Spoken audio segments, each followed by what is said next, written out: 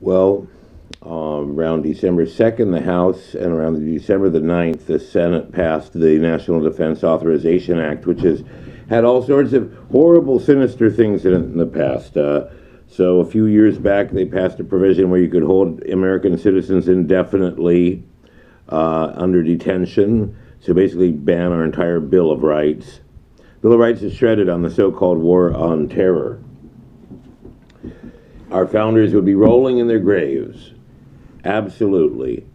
And who are the heroes who voted against this? In the Senate, all but 7 voted for this atrocious piece of legislation, which calls for having the Pentagon give grants to people to attack alternate media, specifically targeting RT America.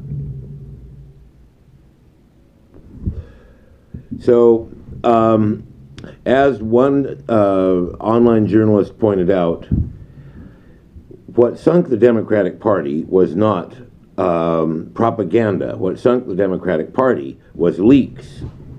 So, what perhaps since this is a response to leaks, then in fact, what it really means is that it's a crackdown on leaks. The Pentagon will give you money to create a pro-American propaganda, because that's the only way you can describe somebody who's funded to go after RT America. After all, RT America was the first. Putin was very simply able to simply leak a few inconvenient facts out. That's all he had to do, was hire a few alternate journalists from the West, fund them, give them studio space, and they were able to fill the air. Then they didn't fill it with anything particularly flawed in journalism. You've got Ed Schultz, cast away from MSNBC. You've got Larry King, and you've got a policy that is very critical of American policy, and that's good. We need to have a debate. If the policy is so weak that you can't have these people speaking out against it,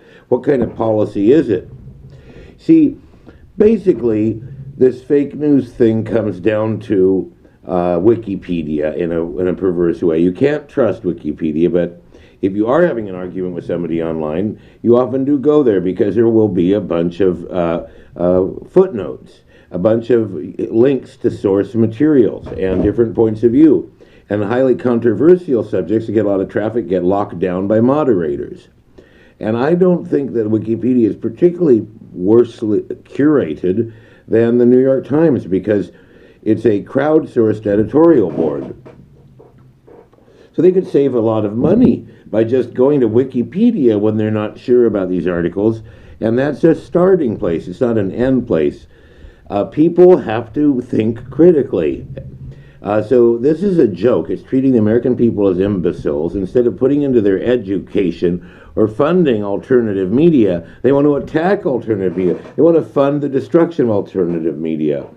Now, I was listening to a fellow this evening, Oliver Stone, and he was talking about how the studios in Hollywood can't fund his movies because they're no longer film studios. They're conglomerates that film studios are owned by. So you have to get the approval of the conglomerate. This is exactly what my own research showed, is that in the old days, some of these media corporations were freestanding. So take, for example, CNN. At one time, CNN was a freestanding company. Turner News Network or whatever it was. So then when AOL, Time Warner bought CNN, you suddenly have an editorial policy not controlled by a $5 billion company with its interests, but a $50 billion company with its interests. So it tremendously complicates the set of interests that are involved, and it makes it much harder to get controversial stuff done. So you've got this consolidation down to 5 big media companies. You've got Fox, which is a whole story unto it itself, and for a long time was a specialist at providing platforms for screeds and faulty information. Then this election, they actually weren't as bad as the other networks on some of their segments. So the whole world is turning on its head for most people's view of things. I mean, Fox has been the butt of jokes of the intelligentsia, the educated for a long time, and now we amongst the educated did turn to Fox to some degree in this election because the other networks were stonewalling so badly information that was coming out of various kinds. And were so violently opposed to Trump that you couldn't even get accurate information about what was going on with the Trump campaign. So you've got Fox, that's a global corporation, that's the smallest of them. ABC is owned by Disney, which is a behemoth. Verizon is angling, what's going to happen is you're going to have one of the five access networks, Verizon, Sprint, AT&T, and Comcast, and they're going to line up with the five remaining major media houses, which is Time Warner, Fox, CBS, ABC, and NBC. Those are your five giant media houses, and now they're providing money to help protect these five media houses' monoculture that doesn't question the charges of giving the soldiers in Libya Viagra to rape their women, which was should have been treated very suspiciously. The methods of the interviews should have been checked. It was all the information to support intervention is allowed to come out without a lot of questioning. Anything supporting Saddam Hussein not being bombed, Muammar Gaddafi not being bombed, Bashar al-Assad not being bombed.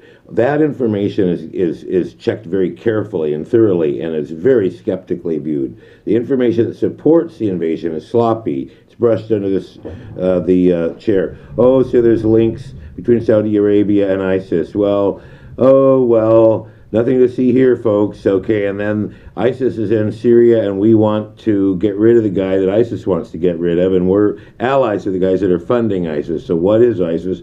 Is ISIS like a pass-through account of American and Saudi policy? So we have a hypocritical situation here, and we have bills being passed, and the Democrats who were pro-Clinton all in lockstep.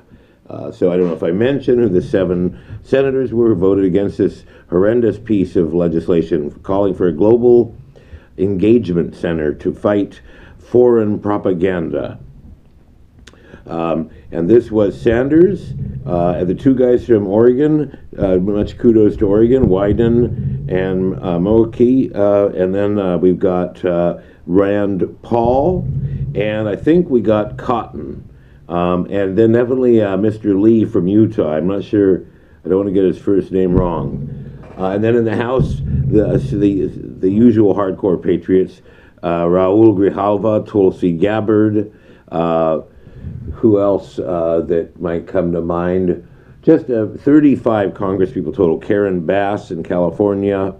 So you can look at the roll call. It was on the NDAA 2017. It was on the December 2nd vote for the House and about the December 9th vote for the Senate. And the founders would be rolling in their graves. The purpose of the Fourth Estate, if I'm getting this right, is to challenge the establishment. It is not the purpose of the establishment to decide who in the Fourth Estate is telling the truth. My name is Alexander Hagan. And finally, my father, he's a professor of history, European history, and he wrote a book that got in the Cambridge Review here. Here's Dad's book. He was over last night, and he was very glum, very, very glum about the state of the American voter consciousness. And I told him, don't worry, there's a lot of young and progressive people out there that are going to do some real damage in the next election. So don't let me down, folks. Alexander Hagan, good night and good luck.